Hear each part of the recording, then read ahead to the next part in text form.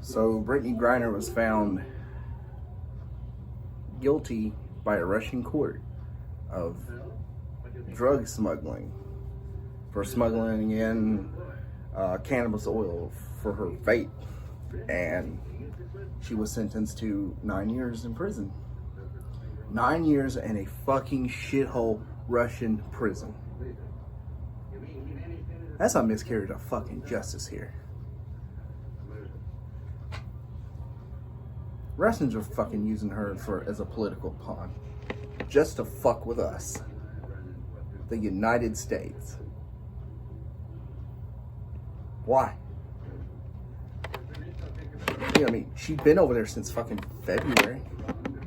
She's detained and locked up since February. She had a trial that I don't know, lasted maybe a month or two or whatever. Damn. It's fucked up. As I said, she's been incarcerated since fucking... She's been detained since February.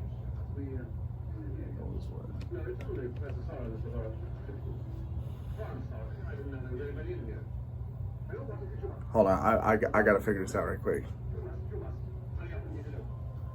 About 7 months. She's been stuck over there for 7 fucking months. And now she has to spend the next fucking 9 years of her life in a shithole foreign prison. Russia. Unless the United States and Russia, they actually come to terms and finalize the prisoner swap, which involves us exchanging a stupid ass international arms dealer, Victor Boot, and yes, I've been pronouncing his name wrong this entire time, for Griner and the Marine.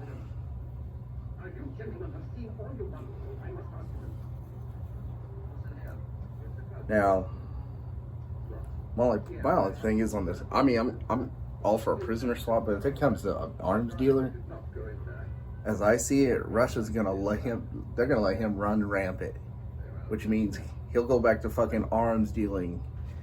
He'll be selling fucking weapons to like terrorist organizations and international criminals and all this bullshit. And what kind of a fucking country would do something like that? Russia.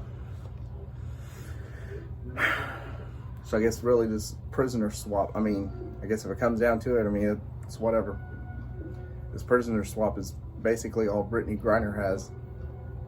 Her getting home, getting back to her family, her friends, her teammates, getting back to doing the one thing she loves doing most, and that's playing basketball.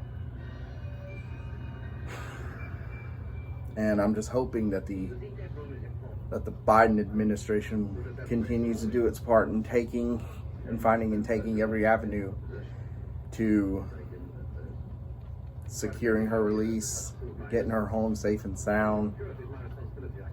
I can't even begin to imagine the pain her wife, her family, her teammates, her friends, everybody else closest to her are feeling right now.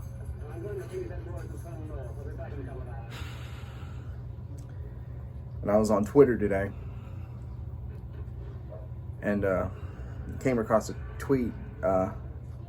Sure, a lot of you guys are familiar with this woman named Tommy Lahren, or whatever her fucking name is. She had she used to have like a little news show or whatever, and that got canceled, and then she ended up going to work for fucking Fox News. So, I don't know, she made a remark about this. She said shit like, Brittney Griner's a fairy tale, la da da da da. I called her out, saying that, you know, she was just as heinous as Donald Trump. And, of course, I got called out for that remark. But even though it was true,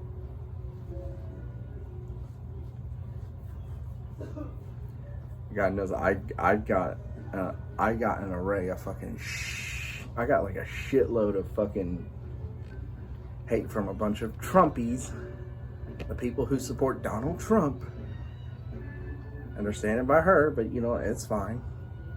Everybody's opinions are their opinions. You know,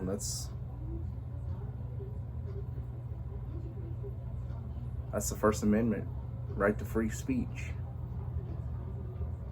I mean, even if everybody disagreed with what I said, I mean, I got called out for it, for saying she was heinous. Meaning Tommy Lahren was heinous. Or the remarks that she made were heinous. Well, I guess I said she was heinous.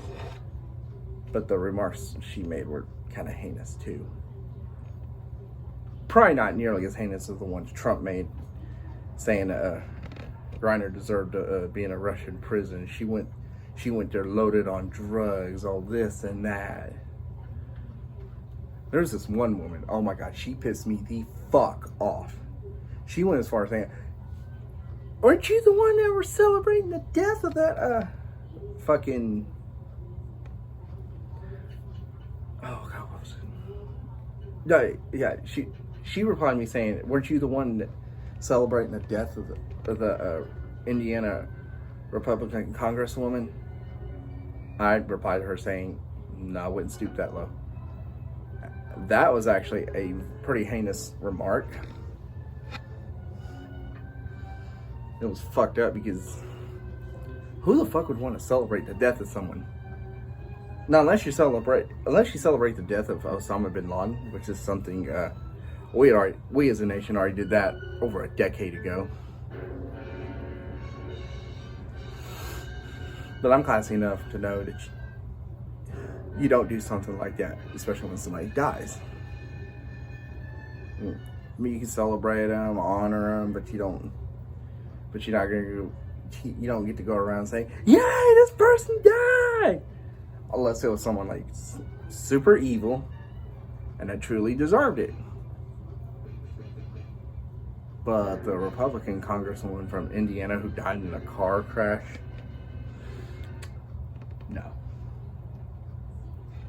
no, she should still be here. And I just thought it was a fucked up remark she made. There was even this one guy say, hey, white boy, the left don't like you either. I replied to him saying, the right don't like you either. And he's like, "Oh, on the right, you have no place on either side." Who cares? So yeah, it's like, he's a loser. It's like anybody that supports Donald Trump are basically losers. Nah, it's whatever. I'm gonna even have to take back that remark. I don't know. I don't even know if I should take back that remark or not. But anyway, so yeah, I had a pretty shitstorm of a war with some Trump supporters on Twitter today in regards to the Brittney Griner situation and whatever.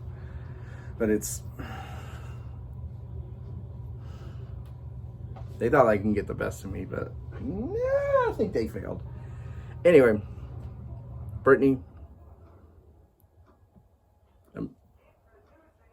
we're praying for you. We're praying for your family, your friends, your teammates, everyone else closest to you. We're going to get you home.